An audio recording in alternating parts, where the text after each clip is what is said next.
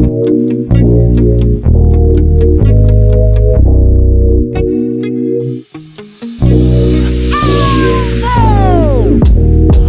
and away. I shot for the stars, I needed some space. I can't erase your past mistakes, so this is the part where I follow my heart. Superman can't leave his cape, that's why I told this 38. For goodness sake, take me to my safest place, my great escape. I can't take your pain away. When I'm with you, I can't explain the shit that just run through my brain. Toxic little pump through my veins. Usually I can't feel a thing, that's why this is feeling strange. Faster than a speeding train, but I can't be your Superman. It's okay, it's alright. Drop a four in my Sprite. Superman back in my hood. Now we smoking kryptonite. Lois tried to call my phone. She's at home all alone. Talking about she missed those days. It's okay, they'll fade away.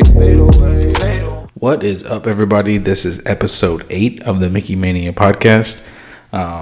We got a lot of wrestling to get into and a lot of interesting things that have been going on since WrestleMania 40. If y'all didn't catch that, that was April 6th and 7th, night 1 and night 2. Possibly one of the best WrestleManias I've seen in a while. But other than that, if y'all didn't catch my last episode where I had Ronaldo and Ryan Melby as my latest guest, episode 7, it was recorded night 2 of WrestleMania, the day before the pay-per-view started. We did an episode giving our predictions on what we thought was going to happen, and a lot of things happened. If you didn't catch WrestleMania, well, too bad. You're not about to get no recap from me because it's been weeks already.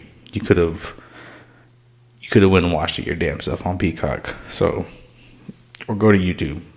I mean, you're on YouTube right now watching me, but go watch somebody else for that. I ain't got time for that. But I do got time for some Monday Night Raw news from last week and from this past week, or this week that we're currently in. Starting off with last Monday Night Raw. Not this last one. Week before that. I missed a lot. I ain't been on in front of a camera since that episode.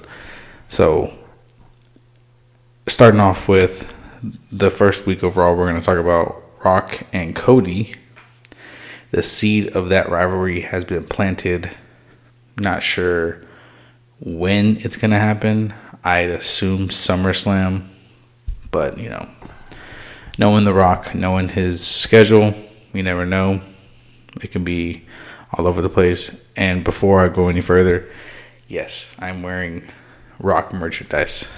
I guess I should clarify that I do not hate The Rock. I know in my first few episodes, I was very hostile and angry and pissed off at The Rock. I was very much a Cody crybaby, as what he would probably call me. But it is what it is. That's what professional wrestling is. He did his job. He made me hate him and made me be mad about what the fuck he was doing or trying to do. Clearly it didn't work. Cody finished the story. That's all that matters. But that story is over, and a new story has begun, which is The Rock and Cody Rhodes. Cody came out night after Monday Night Raw, before he gave a speech, they did a little tribute video for him, which was really nice. Proceeded to address the crowd. As he addresses the crowd, Rock's music hits. Interesting timing. The night after WrestleMania, Roman loses the title. The final boss walks down there. Tells Cody, that story had ended and our story's beginning. And that, not to break his heart again and then place something in his hand. No one knows what it is. In my mind, it would be fitting into this if it was like an actual seed or something as being like planted between them for the future. I mean, it would be kind of cool that to be the thing, but also Cody Rhodes gave Rolexes to people in the back for like Roman, pretty much everybody, Triple H, Bruce Pritchard, and others, I'm pretty sure. So I could be for certain that's what Dwayne gave it to him. He handed it, put it in his hand, and told him, "Don't break my heart again." So no one knows. It's a mystery. So we got until SummerSlam, so that's August 2nd. There's a lot of time for that. But before Cody even gets to The Rock, he's got other people to worry about. Cody's not on Raw, so this will be the last time that really Cody will be mentioned on Monday Night Raw. He is strictly SmackDown because he is the undisputed champion of SmackDown. Monday Night Raw's champion is a lot different around now. We got a great cash-in done at WrestleMania. It was beautifully done, and it had the right people involved, mostly CM Punk. CM Punk is really pretty known for cashing in his Money in the Banks, along with people like Edge. But Drew beat Seth Rollins at WrestleMania. At the end of that match, Drew was taunting CM Punk at commentary. It's CM Punk. What do you think he's gonna do? He's gonna be He's gonna be chaotic. He's gonna be a troublemaker. He's gonna start some shit. That's what he does. He's a punk. And sure enough, fucking Drew off his damn feet, lands his ass on the damn announce table, takes his brace off his arm, rocks his shit. Next thing you know, here comes Damian Priest coming down out of the cashed out damn fucking briefcase, and that everyone's been calling him stupid for holding on to this so damn long. I mean, you can't have a better time than that. Drew's down, Drew's knocked out, Drew's hurt. That's all you gotta do. Run your ass down there, cash that motherfucker in. Your world heavyweight champion is Damian Priest. Happy for him. He's the first world heavyweight champion in WWE in 40 years since I'm trying to remember his name. Pedro Morales. Google that if I'm not correct, but I'm pretty sure it's Pedro Morales. So it's been some years since a Puerto Rican of descent has been a champion in the business for the WWE. So with that being said, Monday Night Raw had a championship fatal 4-way match between Ricochet, Bronson Reed, Jey Uso, and Drew McIntyre. Great match. I didn't see Jey Uso winning the match, but we had a reason why Jey Uso won the match. As Drew McIntyre is getting ready to, I believe he was getting ready to Claymore Ricochet. I think he's about to Claymore Ricochet, and as he's about to do his counting in the corner, someone grabs his foot. Who do you know? It's CM Punk. Fucking grabs Drew McIntyre's foot. Drew McIntyre gets popped. Jey Uso ends up going to the top rope. Hits a splash. 1, 2, 3. Jey Uso is facing Damian Priest at Backlash in France in about a week or so, about 2 weeks. So that's an interesting match. Damian Priest versus Jey Uso. Jey Uso's been really put up to being a main event superstar since leaving the Bloodline. He's become the most over out of that group. I mean, now that other things are going on with the Bloodline, which we'll get into when SmackDown hits. But Jey Uso, I don't see him winning this match. I do see Damian Priest retaining, maybe because of Drew, but I'm not sure about that. I do see Drew getting this title back before Clash of the Castle, which will be in his homeland. So I see him winning that title back around then. CM Punk, I'm not too sure when he'll be back. I'd assume, again, with him, SummerSlam, it'd be the Summer of Punk, would be very fitting if that's how his return goes. Only a man can dream, because I need CM Punk back, because every Monday I loved seeing him on the TV screen. It felt like being a teenager again, because CM Punk was a big part of my teenage years, and it's great to see him on any wrestling platform, honestly. but preferably WWE, because fuck AEW. That's another thing we're going to talk about. That's the last thing of this episode we're going to talk about. So just hang tight with me. We're only 9-something minutes in. Anyways, as we move on from the World Heavyweight Championship match that's going to be at Backlash, we got Sami Zayn versus Chad Gable. Sami Zayn, underdog story, done at WrestleMania, beat Gunther for the Intercontinental title. Now, after that, he beat the greatest Intercontinental champion known to man now. He beat him on the 666th day, which is a little weird. We couldn't have pushed it. We couldn't have pushed it an extra day. We couldn't have made it night 2 and lost that 667 days. We could have done that, but anyways, that's how they wanted to do things. But anyways, we got a great match this past Monday with Sami Zayn and Chad Gable. Very technical match, back and forth. Unsure of who was going to actually win this match. I mean, I know Sami Zayn just won this title. That would be crazy if he just loses it within 2 weeks to Chad Gable. But there's always more story to it. When all this first happened, Sami Zayn beat Gable to be in the match against Gunther at WrestleMania. There was a lot of hostility between the two. Eventually, Gable ended up training Sami to get ready to face Gunther to take this title off of him. The training clearly paid off. Sami Zayn ended up beating Gunther. Gable went up to Sami, pretty much telling him, "You owe me one." Sami knows that what he wants. Sami gave him the title shot. So the match took place this past Monday. Great match. Sami Zayn ended up coming up on top and winning the match. After the match, it was in Canada. It was in Montreal. It was in Sami Zayn's hometown. Chad Gable, gives Sami his celebration. Raises his hand, leaves the ring. Sami leaves the ring, makes his way to his wife on the outside, hugs his wife. A few seconds later, next thing you know, Chad Gable is behind Sami Zayn and he's yanking him back and fucking German suplexes him. Turns fucking heel, dude. I think heel Gable has potential to be, maybe not, this is too far, but Perk Angle.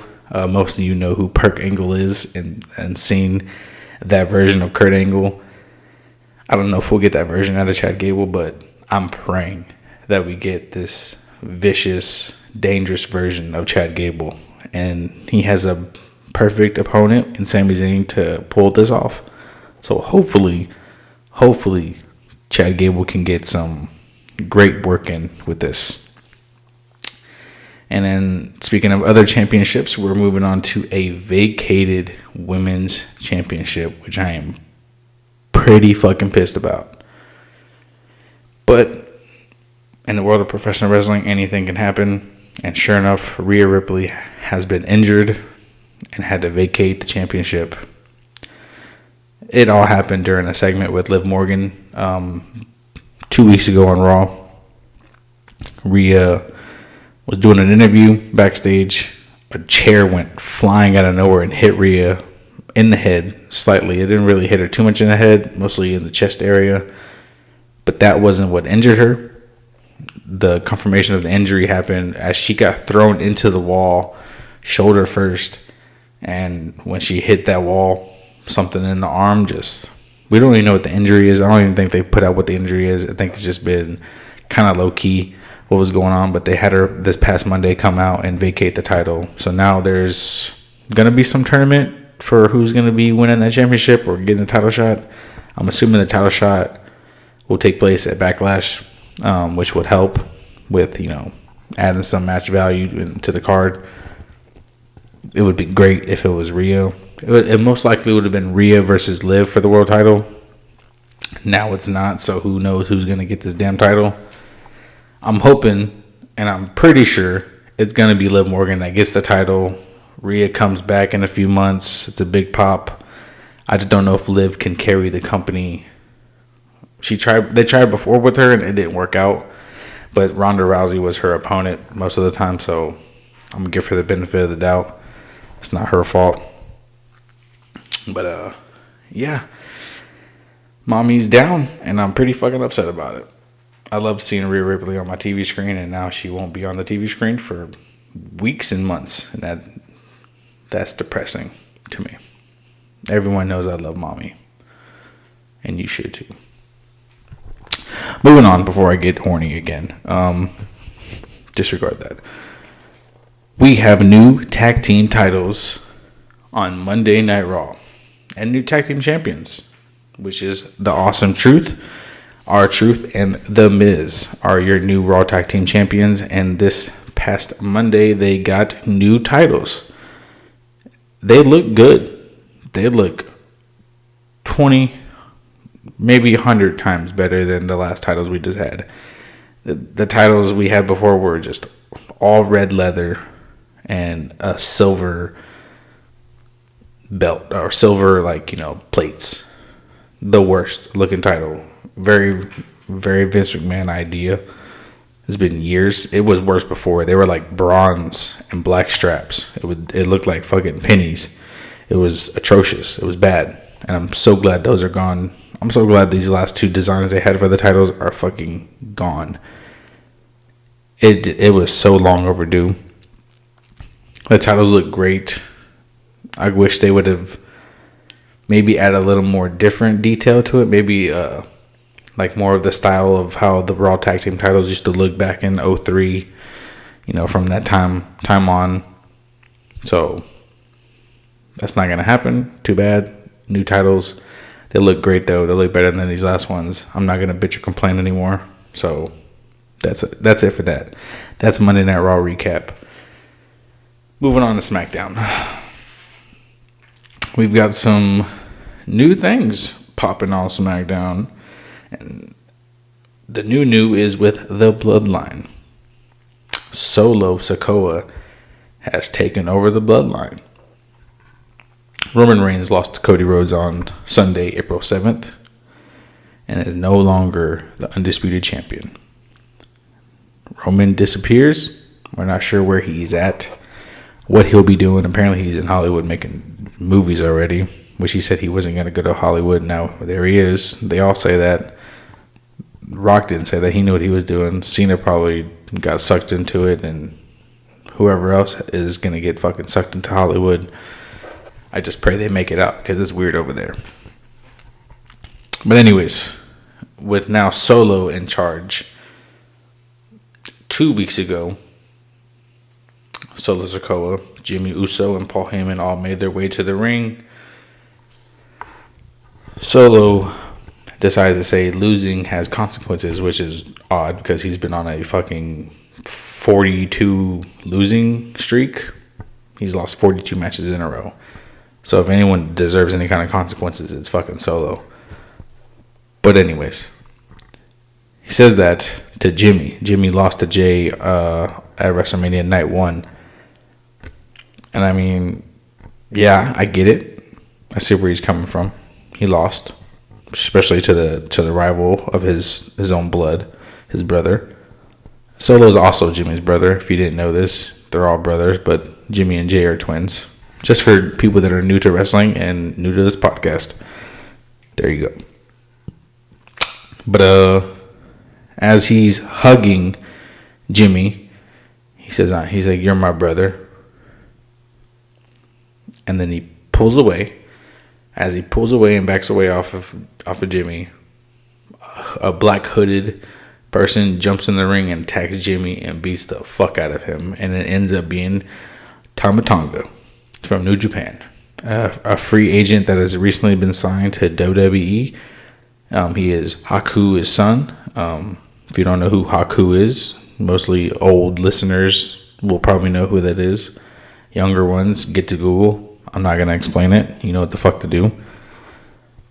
But Haku and Solo and Paul Heyman are now a thing. Jimmy's been kicked out of the Bloodline. We got some other free agents that are possible of joining this new Bloodline, which could be Jacob Fatu and Umaga's actual son. I can't remember his name right now. I'm blanking on it. I was trying to think of it before I even said it. Still couldn't fucking remember it. But he's a possible candidate to join the new bloodline. I don't see Umaga's son possibly, but I do see Jacob Fatu for sure. He's going to get signed to WWE. He's not going anywhere else. He fits into this storyline just as much as these other guys. And for people that don't understand Tama Tonga being a part of the bloodline and not being really related to them, Haku and Rikishi, Jimmy's dad, Jay and Solo's dad, Rikishi, used to be a tag team way back in the day. I'd say about 2001, around that time. That's probably when WCW's people made their way over there. That's probably why how Haku got over there. But so this is possibly the new bloodline. This is probably going to lead charge into a Civil War bloodline. I'm not sure when, I'm not sure how or where, but it's going to happen. Maybe Survivor Series, War Games. That would be a good fitting area for this type of like rivalry they could have. It's perfect. But who knows? A lot of things can change. A lot of things can happen depending on these next few stories that we're going to be getting until August, until November. We don't really know yet. But it's fun to fantasize and predict what we think is going to happen. Because most of the time, I'd like to be wrong. I want them to prove me wrong and change what I think is going to happen. Predicting what happens sometimes feels pretty shitty. So I'm hoping that I don't get some of this shit correct. I want to be surprised. But anyways, that's what's going on with the bloodline.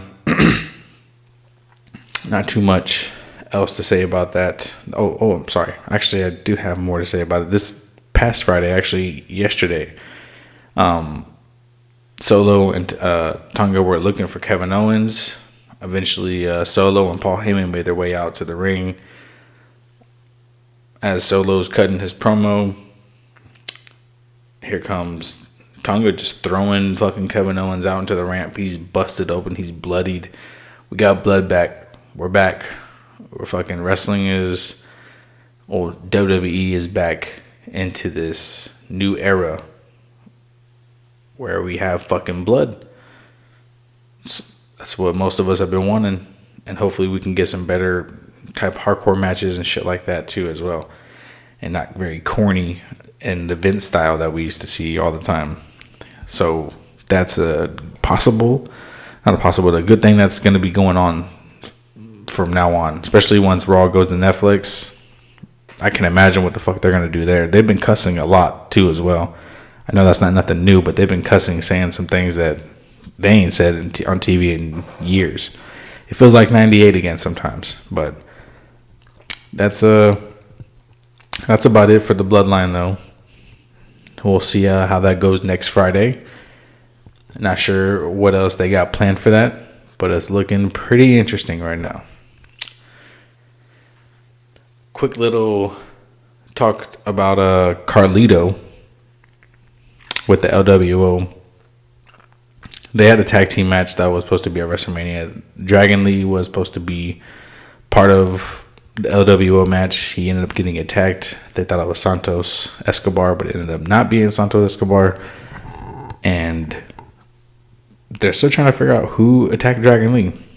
And I have a pretty good idea that it was fucking Carlito, because Carlito got gypped of being part of the LWO match twice. He got replaced twice. He got replaced by Dragon Lee the first time, and then Andrade took his spot the second time.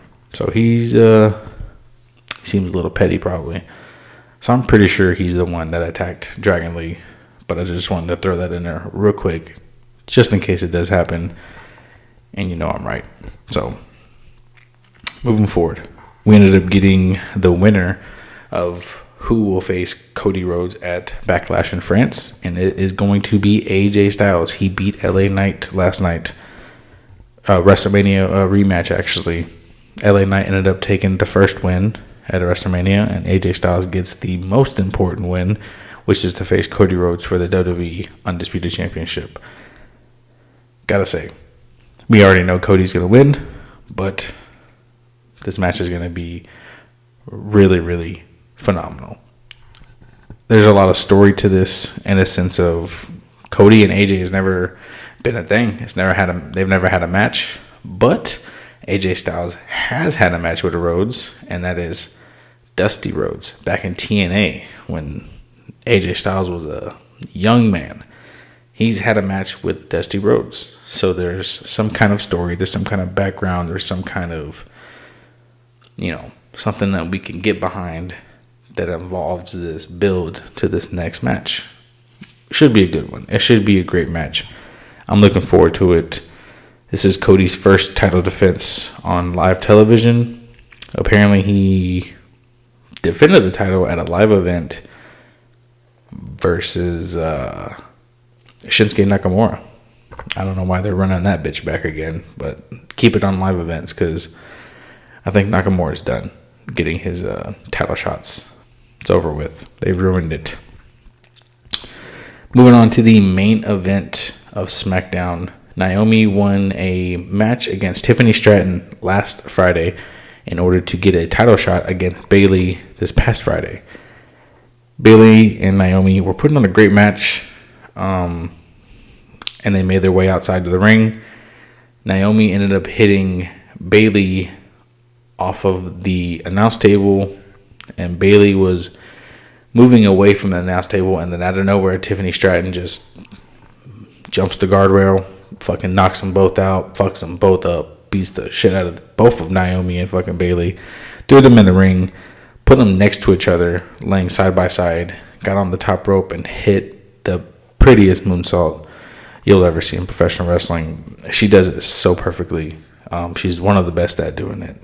There's no one better right now doing some moonsaults like Tiffany Stratton.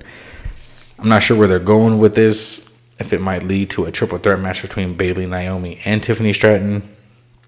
Naomi's got to get a rematch. She got her rematch her match got fucked over from disqualification.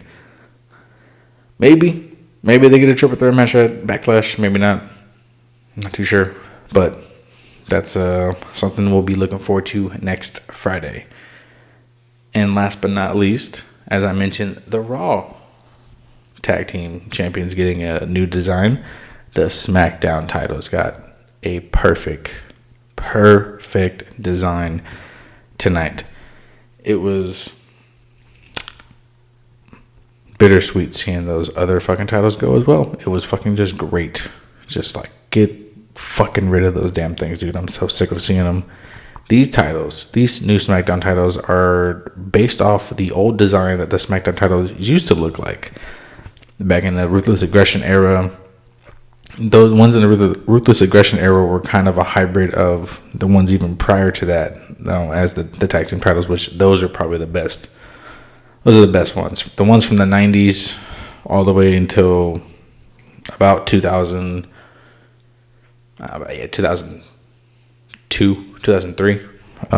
Titles eventually changed. They had a new design around that time, but this one is great. It's similar to this one, like I said, like the Ruthless Aggression one, but just there's no blue in the title and the plates. There's just straight gold, nothing else. But it looks great, and I'm excited to see those titles get defended. It is held by Grayson Waller and Austin Theory. I'm not too high on this tag team. They have potential. They're cocky, arrogant, young kids type of thing. They're that type of group. They kind of, if Logan Paul joins them, they would remind me of like a new version of Mean Street Posse. And for people that don't know who that is, fucking Google them. Don't got time for that. But that concludes the SmackDown recap. And we're moving on to the stupidest fucking company in professional wrestling since WCW. We're going to get some of the good stuff out of the way. The good news about what's going on in AEW. So this Sunday is AEW Dynasty. I couldn't tell you some of the matches on the card. I don't give a fuck. I could tell you some of the important things that happened this past Wednesday will happen Wednesday, but this happened for Jon Moxley, I think the weekend before this past Wednesday. Jon Moxley is the new New Japan Pro Wrestling World Heavyweight Champion. Well deserved. He's been a WWE champion. He's been an AEW champion. Now a New Japan World Champion. He's doing big things. Shield members have been doing big things. Seth Rollins and Roman Reigns and John, Dean, Ambrose, Moxley, whatever you want to call them, have been thriving and been the biggest part of this business and growing and just like being superstars. Moxley left WWE to be his own thing and do what he's always been wanting to do, which is crazy as hardcore death matches, and that's just what he's always been into. He did the WWE lifestyle for a little bit, and then he couldn't do it anymore, which I don't blame him. It just wasn't his style, and it wasn't who he was. So it's best to go elsewhere to be, and find yourself, and he did that. So congratulations to Jon Moxley on winning the New Japan World Heavyweight title. Moving on to the cringiest woman giving promos in professional wrestling today, Mercedes Moné. Look, I want to care about her being in AEW. I really do. But these promos suck. They suck. They're not good. This past Wednesday, this promo was beyond cringy. The last Wednesday before this, she got attacked backstage, and she was like moaning. It sounded very sexual. I didn't know if you would have closed your eyes in that scene of her laying on the floor as if she was like groaning in pain, but it sounded like she was moaning in pain instead. You wouldn't have thought that was wrestling on the television. You wouldn't have. You just wouldn't have. And I don't know what the fuck that was. She was attacked. I don't know. But her promos need some fucking work, dude. They're bad. And I don't care if you AEW fans get mad. You can go fuck yourself. They suck. All the hype for her has been nothing. And I hate to say it, but it's just true. Get over it. Moving on. Willow was attacked backstage. Not sure who was doing that. It could be Julia Hart. It could be the one who's been attacking Mercedes and Willow. No one's sure about who it is. I don't know who it is. And I don't care. Anyways. Moving on. Ospreay and Claudio had a fucking great fucking match. And a lot of people think I do hate this company a lot right now because they're stupid and they piss me the fuck off. But Ospreay is fun to watch. He's a great fucking wrestler, and he was put up in a great situation and a great partner in Claudio, and they tore the house down. It was a great fucking match. I gave that match a 4 stars for sure. Moving on to the most important part of the show and the most important people. Samoa Joe, the AEW World Heavyweight Champion, and the number 1 contender, Swerve Strickland. They'll be facing off at Dynasty for the World Heavyweight title. I'm hoping this is Swerve Strickland's time. I'll start watching every Wednesday for sure. I'll dedicate all the time I need to watch Swerve on television. He's great. He's phenomenal. This past Wednesday, he dove to the outside while security guards were all on the front trying to block off Joe. He stomped them and landed perfectly after stomping them like separately with his legs. Like his feet landed on 2 guys and they separated and moved the entire crowd and just landed feet first. It was well done. It was phenomenal. And he's got so much potential to be a big star in this company, and they need to give him the fucking ring. Just let him run with it. It's time. There's nothing wrong with Joe. I love Samoa Joe as World Heavyweight Champion, but Swerve, it's Swerve's time, and it's Swerve's house. So get ready for that. Moving on to some side notes before I get into the juicier news on this sorry ass company. Jinder Mahal has quit WWE. I don't know if he's been cut. I don't know what it was, but he said he quit. He put on Twitter that he quit. So who knows what it was. Who knows? Zia Lee, women's wrestler for WWE, she was cut. She was fired today. There were cuts and firings happening during SmackDown. Kind of crazy. So Tony Khan and the Young Bucks. Well, I guess I should say Tony Khan, because the Young Bucks came out and pretty much said that they thought it was a good idea, along with Tony Khan, to air this footage that has happened, 8 months ago. 8 months ago, they had a big pay-per-view in Wembley. And a big brawl. What was described at the time was vicious and scary and disturbing of a brawl that happened backstage at Wembley between CM Punk and Jack Perry. If you don't know about the story or didn't hear about the story, again, go Google the damn thing. But I'm going to tell you, and we're going to get into detail about what happened during the video. So they decided to air this on live national television 2 weeks ago. And I'm assuming, this is what I got to do. This is what I do best, I assume, to get some ratings, to get people's attention. But doesn't make sense, because you're giving attention to a wrestler that isn't even a part of your company. He's actually part of the competition. He's a part of the company that you drove him back to, that he said he was never going to go back to, but he's back in that company because of your stupid ass Tony Khan. But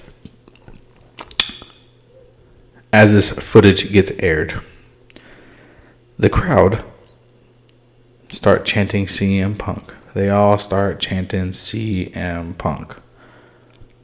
Backfires. To me, it backfires very heavily on them, and that's quite embarrassing, honestly. I don't know what they were thinking about doing this. I don't understand why they thought this was a good idea to be put on live television. It's just like, what is the point of it? Apparently, it was for a storyline, for the FTR and Young Bucks story that is going to be happening, or match is going to be happening at Dynasty for, I believe it's the number one contender match, or it's for the titles. Can't remember. Don't give a fuck.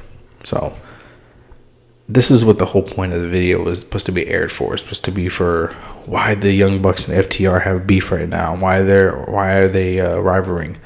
So you use two wrestlers that had a backstage brawl as your backbone to your story. I don't know. But discussing this video, Punk went on an interview that was put on YouTube by Ariel, talking about the whole brawl that happened, and saying that Jack Perry was told not to do something. He was told several times. He was cussing people out. He was, getting on to people. He was not listening to nobody. And Tony Schiavone told Punk, "Hey, can you go take care of this?" Which doesn't make sense. I mean, yeah, CM Punk's the world heavyweight champion, but you send him over instead of Tony Khan himself going over and dealing with it like a fucking actual boss of the company. But anyways, let's Punk handle the situation. As the video starts, Punk is walking up to where Perry is, gets to Perry, starts talking to him. They're going back and forth. It seems like there's words being exchanged. There's no audio to it at all. There's just words being exchanged, it seems like. And then next thing you know, people were trying to say that Punk punched him. He shoved his face, and then shoved his face twice, I believe, and then put him in like a slight headlock. And then Samoa Joe ends up pulling off Perry, and Jerry Lynn and Chris Hero end up pulling off Punk. And apparently, as Punk's being pulled off, he lunged himself at Tony Khan, and Tony Khan feared for his life. The way I saw it, Punk just kind of jumped forward and told him, like he said on the interview, "You're a clown. I fucking quit." Simple as that. Did he say anything wrong? No. Was he telling the truth? Very much so. Because Tony Khan is a fucking clown. And most of the fans of that company are not going to realize it, and they're never going to. And I don't know why. So, yeah. Good luck to you fucking stupid ass AEW fans. Because your company makes no sense. And those views for that episode only went up like 100,000. They went from 700 and something thousand to 800 and something thousand. You couldn't even break 1 million. And then your views went down this week to about 7,700,000. So that'll put butts in seats, Tony Khan. You're doing great. I don't wish any kind of harm on this company. I don't wish them to not succeed, anything like that.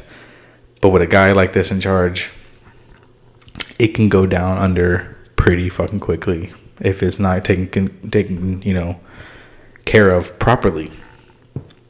But yeah, that is that. That concludes episode 8 of the Mickey Mania podcast. There's nothing much left to say. Except, go fuck yourself.